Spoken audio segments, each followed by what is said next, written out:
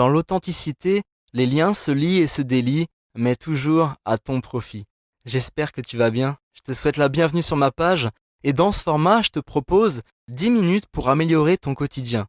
10 minutes qui s'adressent autant aux personnes avancées dans le développement personnel qu'à ceux qui n'y connaissent rien et qui cherchent des bases simples à mettre en pratique. N'hésite pas à partager ton avis sur le sujet, ce qui me permettra de te répondre un peu plus précisément dans les commentaires. Tu le sais bien évidemment, fumais-tu?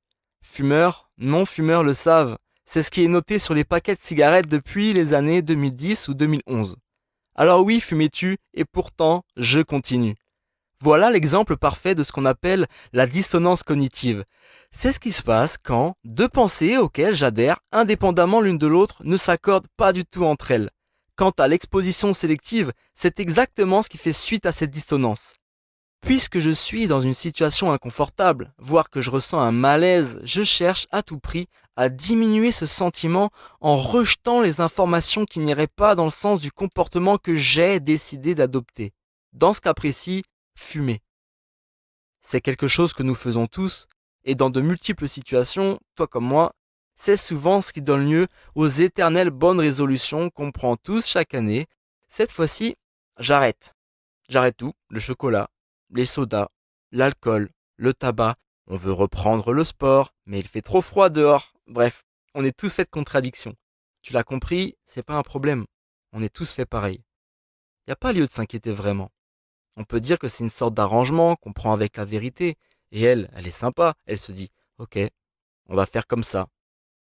Jusqu'à ce qu'un plus gros malaise vienne finalement provoquer le changement. D'ailleurs, très souvent ce qu'on cherche, c'est plutôt des excuses que de mettre en place un plan d'action concret. Mais si tu me suis depuis un petit moment, c'est une chose dont j'ai déjà parlé par ailleurs. Alors le terme d'exposition sélective et les études qui ont été faites autour, habituellement c'est pour bien faire signifier que nous fuyons une certaine vérité sur nous, et c'est pour pointer du doigt la contradiction. Du coup tu comprends que à la base c'est pas un truc sexy, c'est même plutôt à charge en fait. Maintenant que je suis sûr que tu as bien compris ce dont je te parle, tu peux l'oublier. Tu peux l'oublier, ça ne te servira à rien, nada, que dalle. En fait, qu'est-ce que ça peut t'apporter de savoir ça? Pas grand-chose, si ce n'est de comprendre cette proposition. Sers-toi de cette tendance pour te sentir définitivement mieux. La vérité, c'est que nous baignons dans un flux d'informations terribles. Il y a même des personnes qui parlent de pollution informationnelle. Il y a même Étienne Klein, qui est un philosophe des sciences, physicien, qui nous dit que tous les niveaux d'information sont traités de manière équivalente par la plupart des gens. Dans le même type de médias, ça veut dire que sont traités de manière équivalente les études scientifiques proprement dites, les commentaires de ces études, les commentaires des commentaires, et pour finir, par l'avis du voisin, spécialiste en rien mais qui sait tout. On en a tous un comme ça, enfin je crois. Je te le dis, suis plutôt ton instinct. Fuis la masse d'informations indigestes qu'on te balance au quotidien. Sélectionne 3 médias que tu adores. Sélectionne 3 médias que tu sais aller contre tes propres croyances, histoire quand même de garder un esprit critique. Et dis non au reste. Je vais même aller plus loin. Change ta playlist musicale, tes émissions préférées. Questionne même tes fréquentations pour aller à l'essentiel. Le coaching, ce que j'entends du coaching, et ce que vous avez probablement déjà entendu, c'est 90% de conseils qui te disent tout est en toi. Ce qui pose problème, c'est pas l'environnement, c'est ce qui se passe à l'intérieur de toi. Ok, bon, très bien. Avant même d'avoir la force intérieure, déjà, il va falloir faire un premier choix. Et après ce podcast-là, tu ne pourras plus dire que tu ne le savais pas. Tu dois modifier ton environnement. Ceux qui disent qu'il ne faut pas s'en préoccuper, que tout est en toi, ils reviendront. Tout ce qui sollicite tes 5 sens, il faut le changer. Change de bouffe, change la musique, change les médias que tu lis, les vidéos que tu regardes, change même ton putain de papier peint s'il le faut, on s'en fout. Ce qui compte, c'est que tu analyses autour de toi ce qui te conforte dans tes pensées qui te font tourner en rond.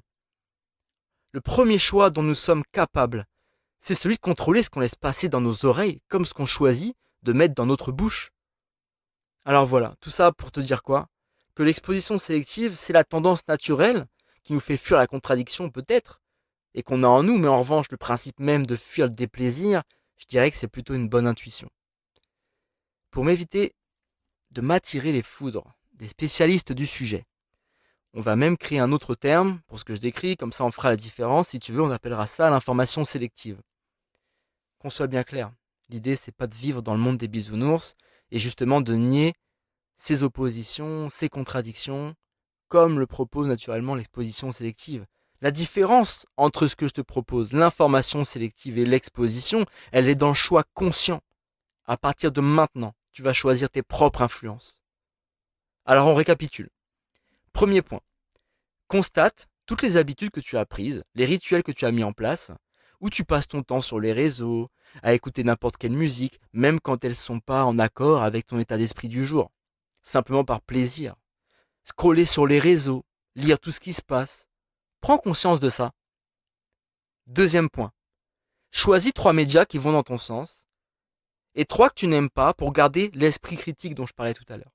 Réduis tes réseaux de moitié. Désolé si tu en as 2, il ne faudra qu'il n'en reste qu'un.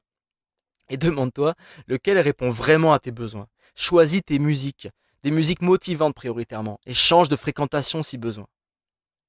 Troisième point, n'oublie pas que tout ce que je viens de dire, ça s'applique à tes 5 sens.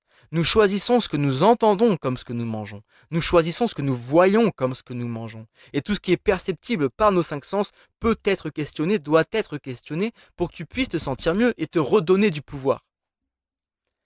Applique ces 3 points, teste-les sur 2 semaines et dis-moi en commentaire ce que tu en as pensé. Donne-toi la chance de réussir. Je te souhaite une très belle journée et je te dis à très bientôt.